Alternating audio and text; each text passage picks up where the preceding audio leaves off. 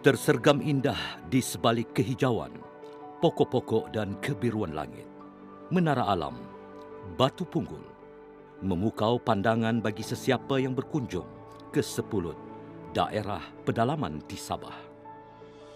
Sebuah bongkah batu kapur yang besar terletak di tebing sungai Sepulut di pedalaman Sabah ini yang dipanggil Punggul oleh sebilangan penduduk tempatan kerana bentuknya yang unik seperti punggul kayu. Pastinya mempunyai keistimewaan dan keunikannya yang tersendiri. Ketika matahari menyinari kawasan Sungai Sepulut, batu ini menjadi panggung untuk tarian bayangan yang memukau. Ia tidak jauh dari sempadan Kalimantan dan mempunyai pemandangan hutan yang mengagumkan dari puncak.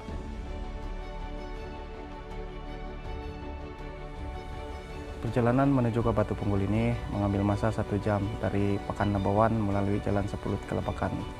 Kemudian dari Jeti Kampung Tetaluan menaiki bot selama 15 menit ke Batu Punggul. Dan dari Jeti Batu Punggul ini mengambil masa 20 menit hiking ke poin mendaki Batu Punggul. Dan masa mendaki Batu Punggul ini terpulang kepada stamina pendaki tersebut.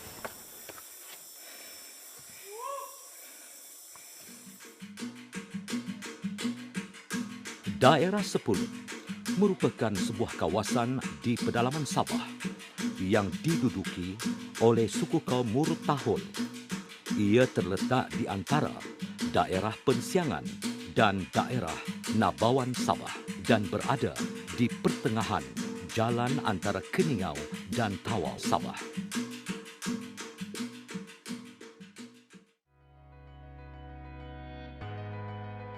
Keunikan dan keindahan Batu Punggul telah menawan hati peminat aktiviti lasak, iaitu mendaki. Saya mula menggait pada umur 12 tahun sehingga kini saya jadi guide. Antara yang paling utama kami lakukan menjadi guide adalah memberikan briefing kepada para pelancong dan juga kami akan menceritakan pantang larang ataupun undang-undang yang kami tidak boleh buat dalam masa-masa menggait lah. Sebab ini Batu Punggul adalah tempat yang kami katakanlah keras dan masih mengamalkan adat istiadat. Jadi kami kena utamakan itu dalam setiap kali kami memberikan briefing. Antara pantang larang adalah tidak boleh mentertawakan hewan. Yang kedua, permintaan seperti makanan yang tiada di kawasan tersebut, di Batu Punggul lah, ataupun mana-mana tempat hutan di Batu Punggul.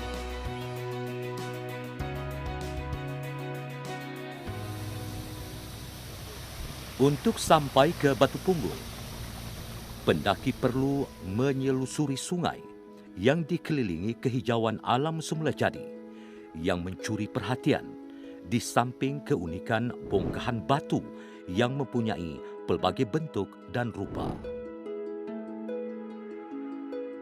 Ketika mulai menghampiri Batu Punggul, terlihat puncak tunggal itu perlahan-lahan muncul dari kejauhan, megah berdiri sendirian menembus flora hutan. Untuk sampai di Batu Punggul, setinggi kira-kira 120 meter ini, pengunjung perlu mendaki dan merentasi laluan denai sehingga tiba di sebuah gua yang terletak di bahagian bawah Batu Punggul.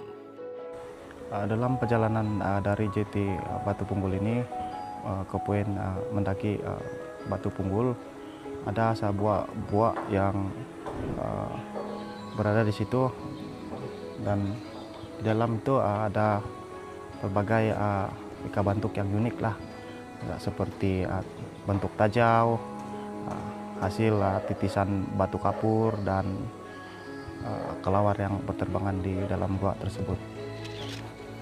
Dan selain itu, gua ini juga menjadi tumpuan ramai pelancong yang datang dari berbagai daerah di Sabah dan juga dari luar negara.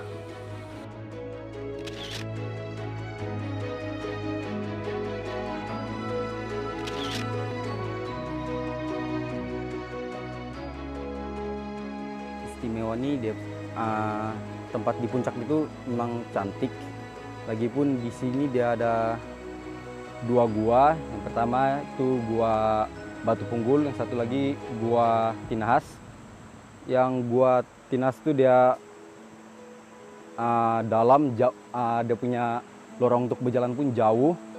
Lagi satu di sana dia ada gong, batu gong. Nah, itu yang menarik dia di sana lah.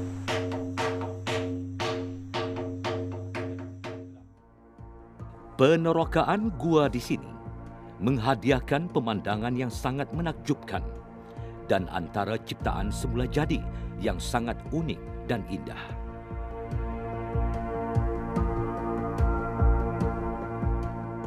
Sesiapa akan tergamam dengan keunikan gua ini yang memberikan aura misteri dan pada masa yang sama ketenangan yang sukar diungkapkan dengan kata-kata. Inilah masa terbaik untuk menikmati keindahan alam semula jadi. Pelbagai bentuk batu menyerupai objek tertentu boleh dilihat di dalam gua ini. Terdapat hidupan liar seperti ular yang ada di gua ini selain kelawar yang berlegar-legar di siling gua.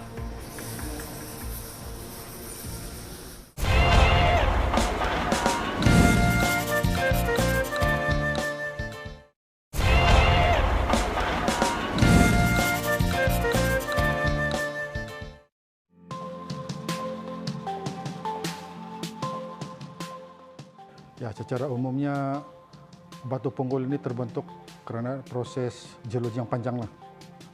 Dan kalau Batu Punggul yang terdapat di Sapulut sana itu yang dibentuk oleh batu kapur, prosesnya memakan masa yang lama dan panjang, di mana sebelum pembentukan ia perlu melibatkan tenaga mampatan, yaitu daya yang dalam geologi dipanggil daya tektonik, di mana gabungan daripada karbon dioksida dan kalsit ini akan membentuk satu larutan yang kita panggil sebagai, ataupun dalam bahasa kimia dipanggil sebagai kalsium karbonat. Dan setelah beberapa tahun dalam proses geologi berjuta tahun berlakunya proses endapan, sedimentasi, tekanan yang berterusan kepada larutan kalsium karbonat ini akan mengalami proses litifikasi dan diagenesis, dan seterusnya akan membentuk batuan yang dikenali sebagai batu kapur.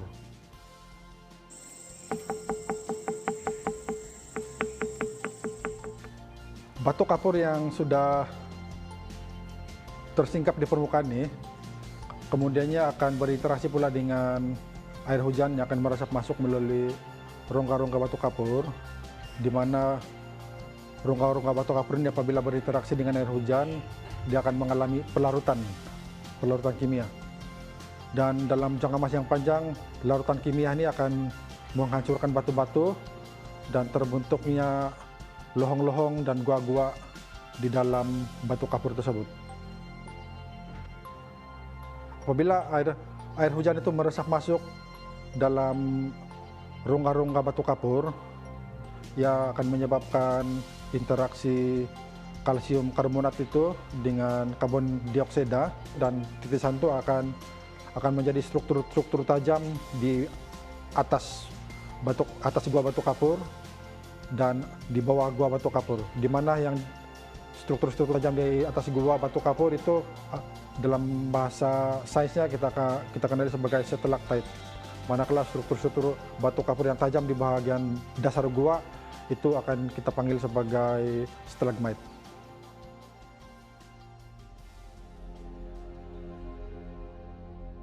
Di sebalik keindahan formasi batu kapur ini, pastinya tersilit kisah legenda tersendiri yang sering meniti di bibir masyarakat di sekitar batu punggul ini sejak dari nenek moyang sehinggalah ke generasi hari ini. Batu punggul ini dihormati oleh komuniti Muru tempatan dan mengikut kepercayaan mereka, ia dilindungi oleh roh. Menurut cerita legenda setempat, puncak dan formasi di sekelilingnya dahulunya adalah orang dan struktur yang telah bertukar menjadi batu oleh roh hutan sebagai hukuman atas perbuatan buruk mereka. Pelbagai kejadian aneh telah berlaku sehingga menimbulkan tanda tanya.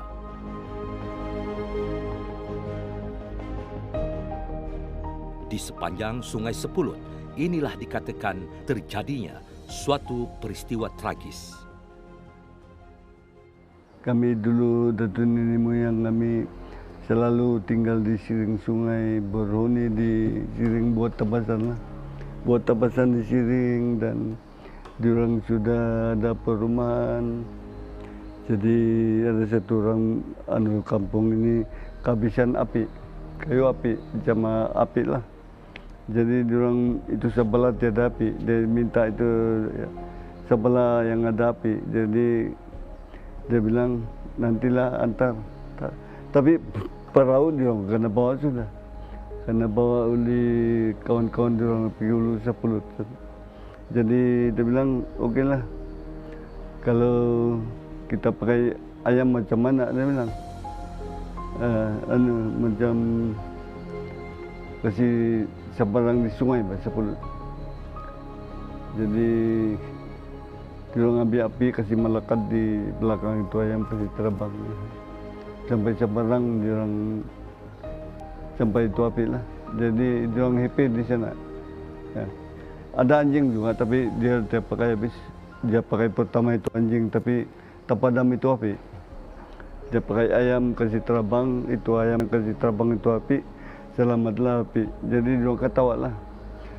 Bila dia ketawa, lepas itu sebelah petang datang itu pacar. Dia datang dari hutan sana naik rumah. Dia bilang kawan naiklah, dia bilang. Kita mau minum dulu, dia bilang. Itu pacar yang dia main. Jadi itu pacar dia pergi minum itu tapai lah.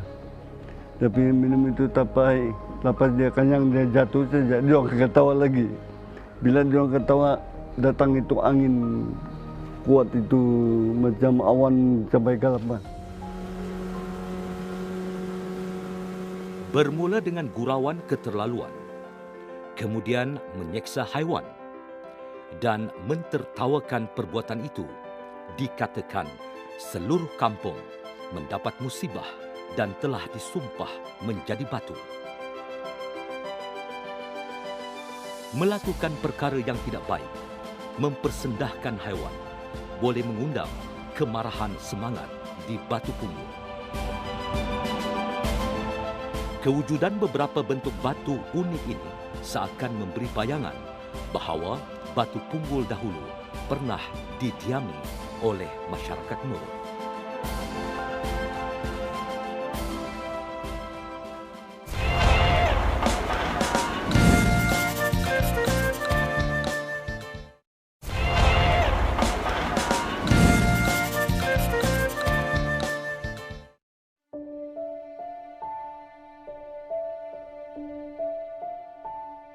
Antara adat yang masih mereka pegang adalah adat berkabung, iaitu membuang rotan di puncak Batu Punggul.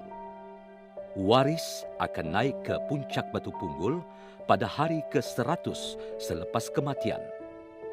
Adat kami kalau ada kematian pun mau pergi naik Batu Punggul, buang pantang. Macam kita taruh melekat kain hitam itu kan, kita buang di sana. Macam penghabisan untuk mengingati keluarga lah. Bila kau sudah buang itu impalu kah, itu kain hitam kah, kau tidak payah lupa lagi. Kau lupa sudah kau punya keluarga. Macam kau tiada ingatan lah. Tiada ingatan di Batu Punggul sudah. Bukan mudah untuk ke puncak. Terpaksa merentasi denai sebelum mendaki. namun tetap perlu dilakukan sebagai penghormatan terakhir waris si mati. Puncak Batu Kapur ini yang tingginya 120 meter dan lebar 68 meter telah ditemui oleh dua pengunjung dari Jepun pada tahun 1968.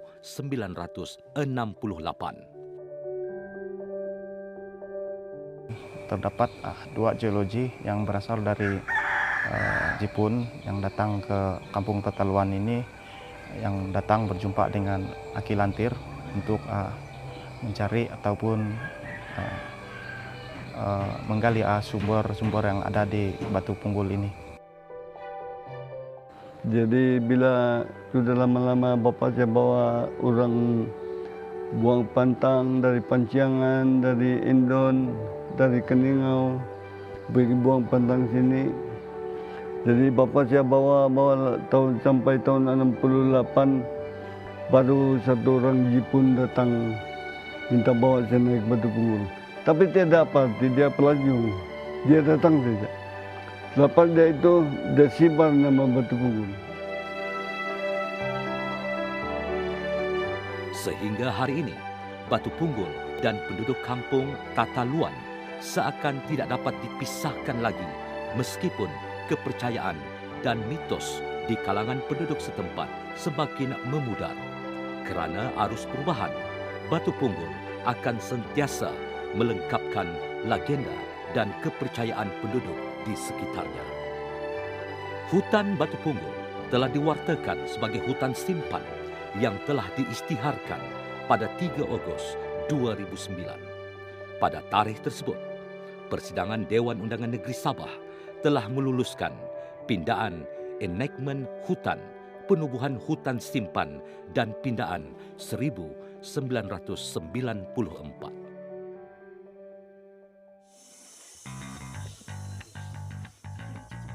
Para penggemar sukan lasak akan memilih lokasi ini sebagai pilihan mereka, bukan sahaja dek kerana keindahannya, namun perasaan ingin tahu yang mendalam tentang cerita legenda di sebalik Batu Punggul ini. Okey, ini kali pertama dan yang paling bestnya sebab kita kena lalu sungai, and then bila nak naik tu dia memang kecerunan memang 90 darjah lah. Sangat mencabar sebenarnya, memerlukan mental dan fizikal yang kuat sikit. Tetapi bila sampai di atas tu memang sangat-sangat puas hati. Sebenarnya kita orang selepas daripada naik Batu Punggul tu, kita pergi ke gua. Lepas pergi gua, so dia punya penat tu sangat terbayar dengan experience yang kita lalui macam tu. Sangat best. Ini pendakian saya ketiga kali. 3 kali sudah. Sebab minat hiking kan, jadi itulah sampai 3 kali naik. Sebenarnya kalau dari segi fisikal yang mencobarlah betul-betul dengan mesti yang mau kuat hati dia, semangatlah kalau mau naik. Sebab di atas itu memang kalau tidak kuat semangat memang tidak boleh naik. Wah. Boleh senyum lagi ya, Dora? Sebut sahaja Sabah, pastinya terlintas di fikiran. Sebuah negeri yang menawarkan kepelbagaian budaya dan keindahan alam semula jadi.